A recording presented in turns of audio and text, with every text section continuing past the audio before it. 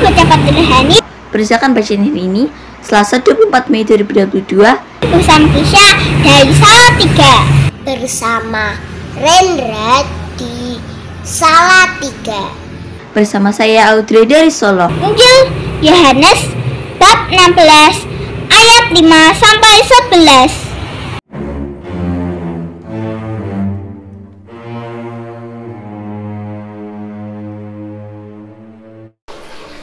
Nasruddin adalah seorang pegawai di sebuah istana raja.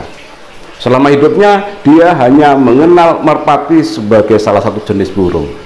Suatu hari dia berjalan-jalan di wilayah kerajaan itu dan dilihatlah seekor burung elang yang ada di dalam sebuah sangkar. Nasruddin juga masuk, mengambil gunting, kembali lagi, dan kuku-kuku, paruh-paruh dan bulu-bulu yang ada di sayap elang itu dipotongnya. Kemudian dikembalikan lagi ke sangkar sambil berkata, "Kasihan Tuhan tidak pernah merawatmu, dengan demikian kamu baru pantas disebut seekor burung merpati."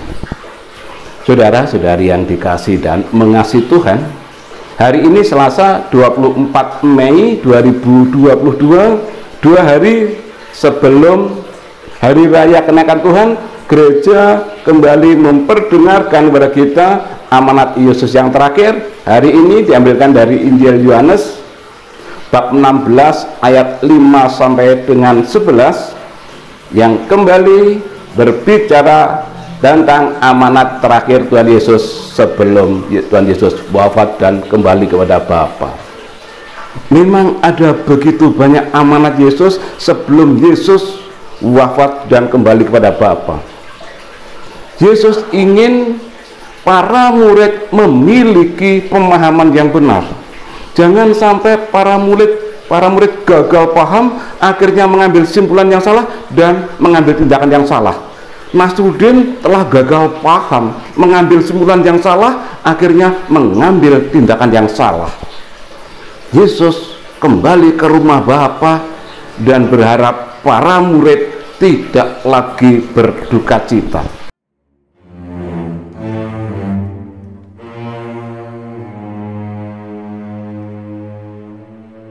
Sebentar lagi akan ada tamu, maka perabotan harus ditata. Karena aku berkata kepadamu, akhirnya kamu berduka cita.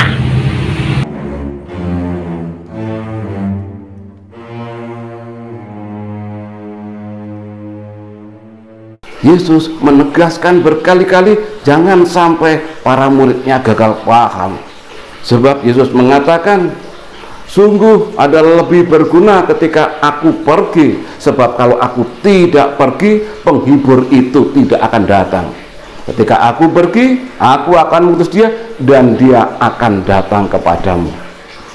Seperti halnya seorang ibu yang sangat mengasihi anaknya yang baru lahir, diberi minum ASI, tetapi tidak selamanya akan diberikan ASI. Pada saat tertentu, orang tua harus melepaskan anaknya dari kebergantungan ASI. Orang tua mulai menyapihnya dan mulai memberi makanan yang keras kepada anaknya, karena makanan yang keras yang dibutuhkan untuk pertumbuhan jasmaninya.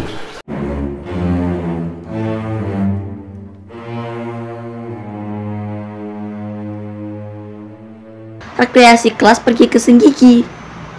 Kesempatan terakhir saling bertemu. Jikalau aku tidak jadi pergi, penghibur tak akan datang kepadamu.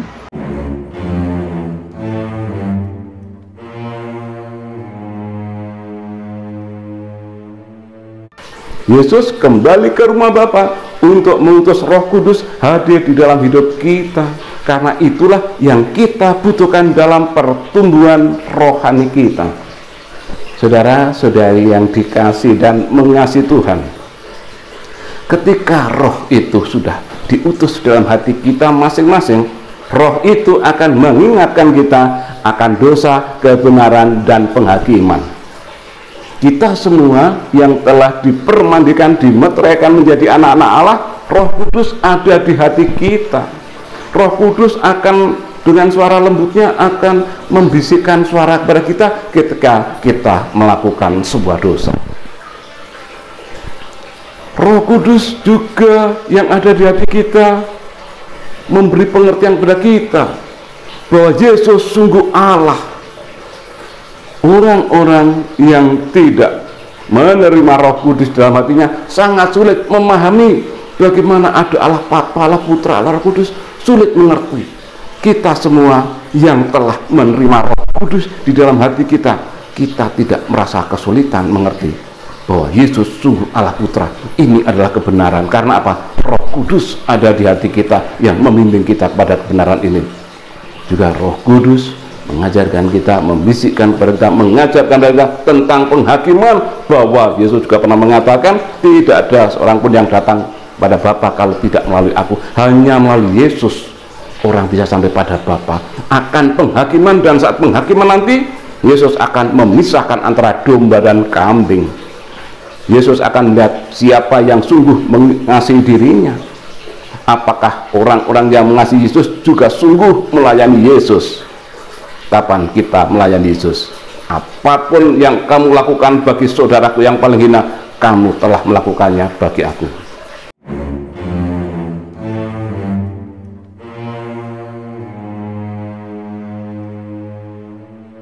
Bisa berkebun adalah karunia, sebab banyak lahan jadi pemukiman. Roh itu akan menginsyafkan dunia tentang dosa, kebenaran, dan kehakiman.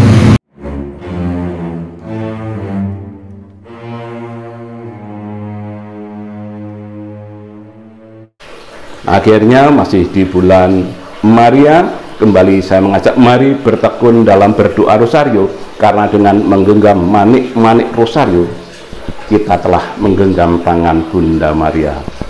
Tuhan memberkati.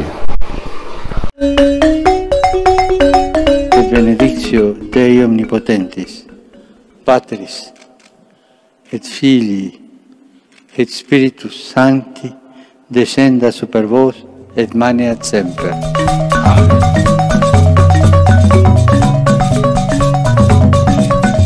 Semangat pagi, selamat bertekun dalam berdoa rosario Sambil bersetia menanggapi bimbingan Roh Kudus. Salam sahaja, Berkah dalam. terima kasih, dadah.